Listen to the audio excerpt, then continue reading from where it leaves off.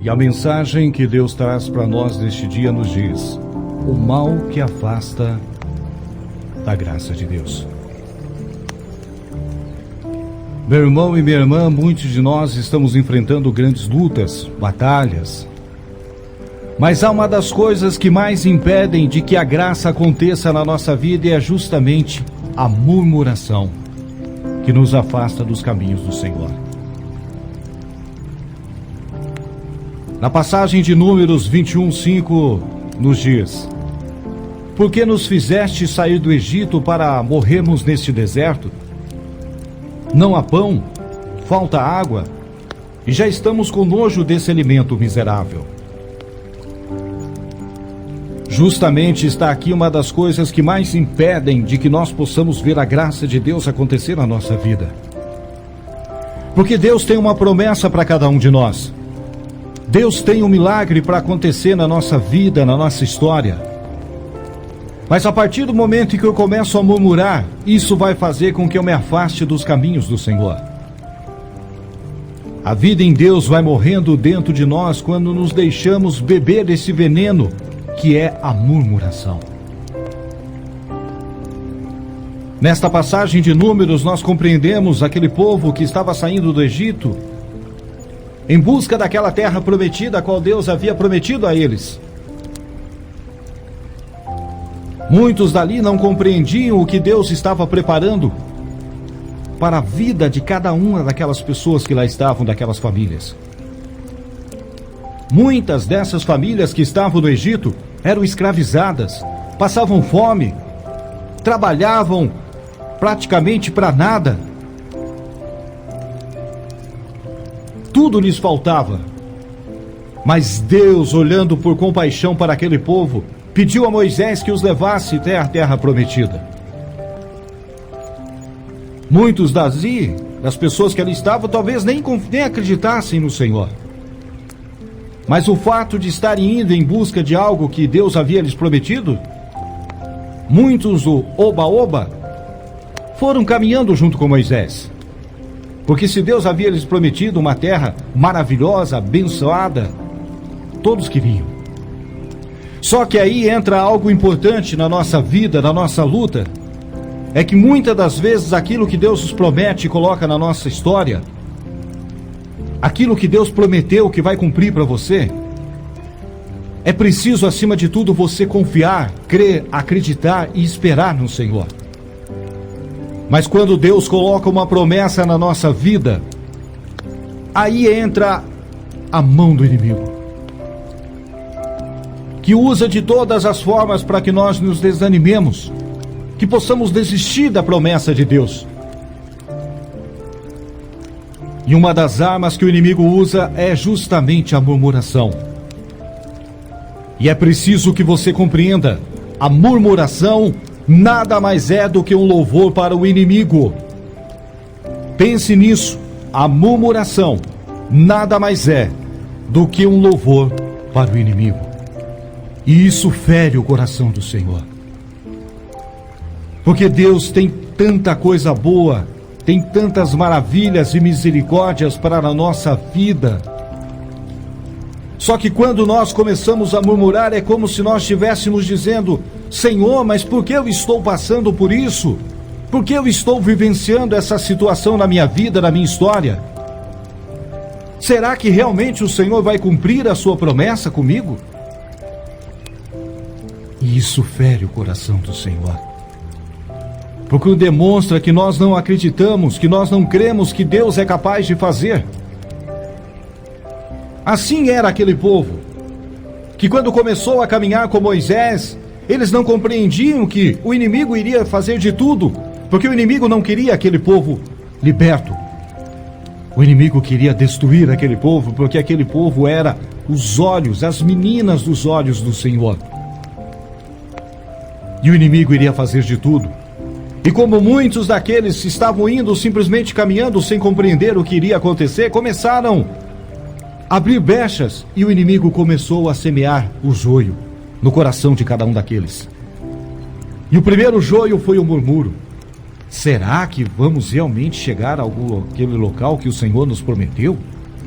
Será que Deus vai nos dar a terra prometida?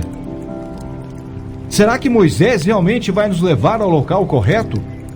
E isso começou a criar murmúrios e mais murmúrios no meio daqueles que lá estavam, a ponto de dizer: por que nos tirou do Egito para vir aqui morrer nesse deserto? Meu irmão, se Deus tem uma promessa para você na tua vida, e Ele disse para você: filho, siga por esse caminho, você acha que algo vai acontecer no teu caminho? Se Deus tem uma promessa para você? Claro que não, meu irmão. Se Deus tem uma promessa e Ele pediu para que você, olha, siga por esse caminho, no fim você terá a sua recompensa. Ele quer que você confie, acredite, siga, ouça a sua voz e o percorra. Vá atrás desse bom pastor. Mas em momento nenhum Deus diz para nós: olha, mas o teu caminho vai ser perfeito. Não, não será. Porque muitas vezes, para buscarmos e recebermos a graça de Deus, vamos ter que desistir de muitas coisas. Desistir dos nossos prazeres, das nossas alegrias momentâneas. É como aquele jovem rico, quando se aproximou do Senhor, disse: olha, Senhor, o que eu preciso fazer para ter a vida eterna? E o Senhor olhou a esse jovem e disse: olha, siga os meus mandamentos, cumpra-os. E esse jovem então disse ao Senhor: mas Senhor, mas eu já faço isso. Aí o Senhor cutucou a ferida, foi buscar no mais profundo do seu ser, então disse a ele: entrega tudo o que você tem, dê às pessoas que precisam e venha, siga-me. E aquele jovem, sabendo que teria que se desfazer disso, simplesmente abaixou a cabeça e se retirou, porque ele não seria capaz de largar as coisas materiais que ele tem. Assim como muitos de nós, muitas vezes Deus diz para você: olha, eu preciso que você caminhe por esse caminho, mas antes você vai ter que deixar o seu arado. Antes você vai ter que deixar aquele carro de luxo, aquele emprego dos seus sonhos. E muitos acabam desistindo. Só que aí entra uma outra lição que Deus quer nos ensinar agora. Se nós realmente estamos dispostos a buscar a graça e a vitória do Senhor na nossa vida, e estamos fazendo o nosso caminho, o inimigo vai tentar de todas as formas nos desistir, nos desanimar, falar ao nosso ouvido: desista, você não vai conseguir. Essa luta é em vão. É como o Senhor olhando para você, você pai de família, você mãe de família, você filho, que estão aí lutando pela restauração do seu casamento. Vocês receberam uma promessa de Deus. Deus disse a você: filho, filha, filhos, eu vou restaurar o casamento, eu vou restaurar a família de vocês. Apenas creia, confie e espere o meu agir. Aí o inimigo começa a mostrar coisas, e você começa a dizer: Deus não vai fazer, Deus desistiu, Deus não vai lutar por mim, meu casamento já era, está tudo perdido. É isso que o inimigo quer que você faça. E aí começa as murmurações: mas Senhor, mas eu estou aqui todos os dias rezando pelo meu casamento e nada acontece. A minha esposa continua distante e fria, o meu marido continua arrogante, meus filhos sequer conversam comigo. Isso é o inimigo jogando a semente do joio na tua vida, para que você desista, para que você deixe de lutar por aquilo que Deus quer que aconteça na sua vida e na sua história. Talvez você esteja agora num leito de um hospital, lutando por uma enfermidade, por um problema, que aos olhos do médico e aos olhos de todas as pessoas você está desenganado. Mas Deus diz para você: eu vou te curar, você será um novo homem, uma nova mulher. Mas daí começa as mãos dos inimigos a agir na tua vida, dizer, através de pessoas: você não tem mais chance. Você não tem mais oportunidade. o seu problema não tem mais cura. E devido à nossa pouca fé, a gente cai e desiste de lutar. E muitos desistem quando estão apenas a um passo de conseguir a vitória na vida. Assim como aquele povo que não compreendia e não acreditava naquilo que Deus iria fazer para eles, porque Deus já tinha preparado algo muito grande para eles lá na frente. Mas para isso eles iriam precisar passar por um caminho do deserto. Um caminho difícil, caminho árduo. Não era fácil.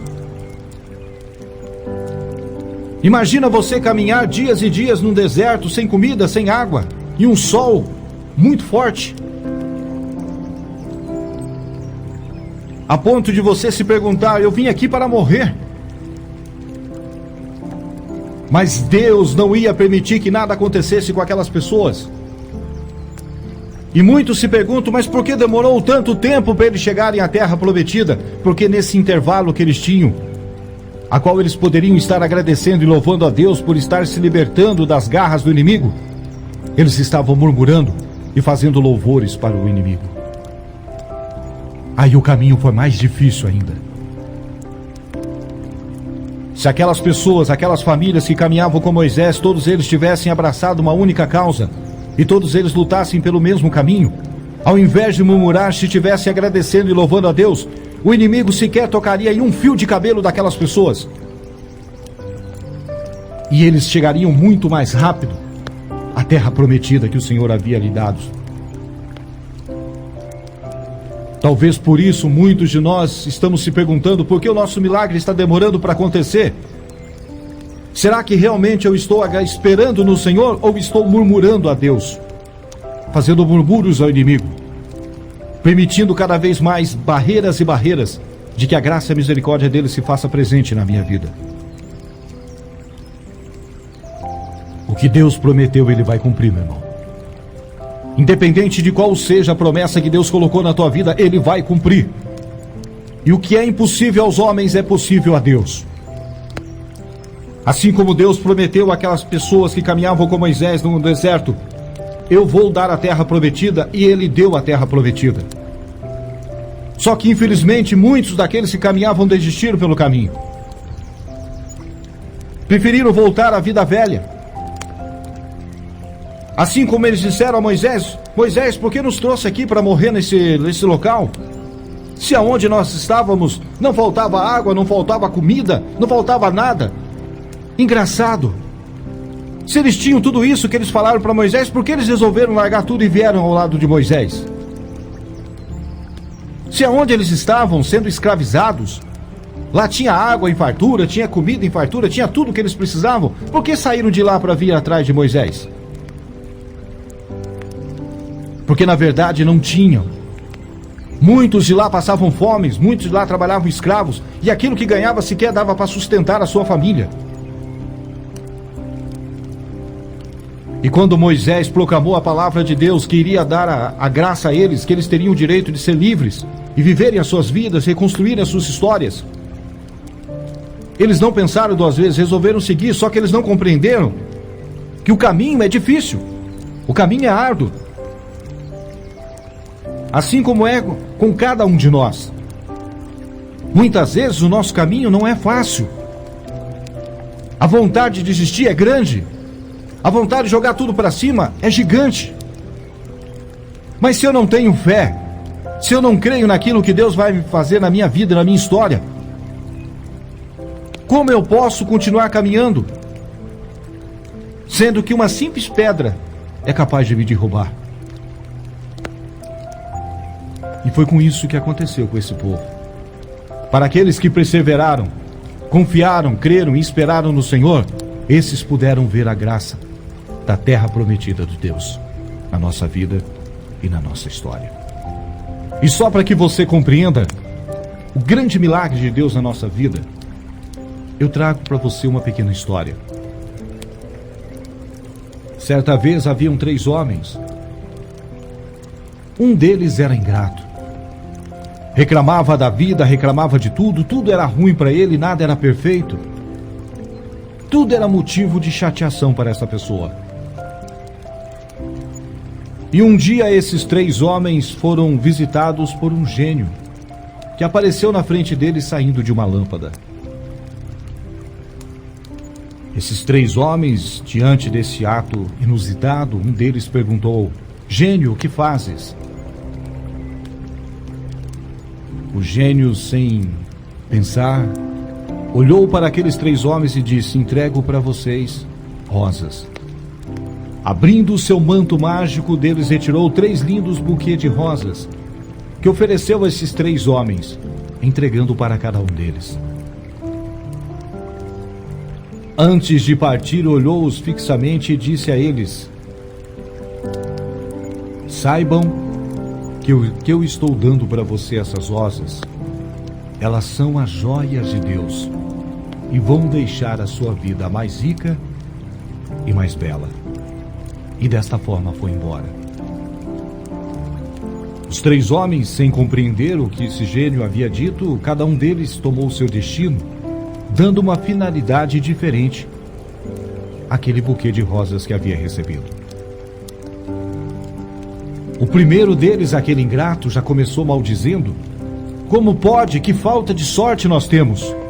Encontramos um gênio, porque ele não nos deu riquezas, bens materiais, nos realizou os nossos sonhos? Deu apenas estas simples rosas. O que eu vou fazer com isso? Que serventia isso aqui vai ter para mim? Logo se aproximou-se de um rio e, sem pensar 2 vezes, jogou aquele buquê de rosas dentro do rio. O segundo, embora triste, mas compreendendo a beleza daquelas rosas, foi até a sua casa, pegou um vaso, colocou água e com muito carinho colocou aquelas rosas dentro dele, pensando depois em poder fazer um presente para sua esposa.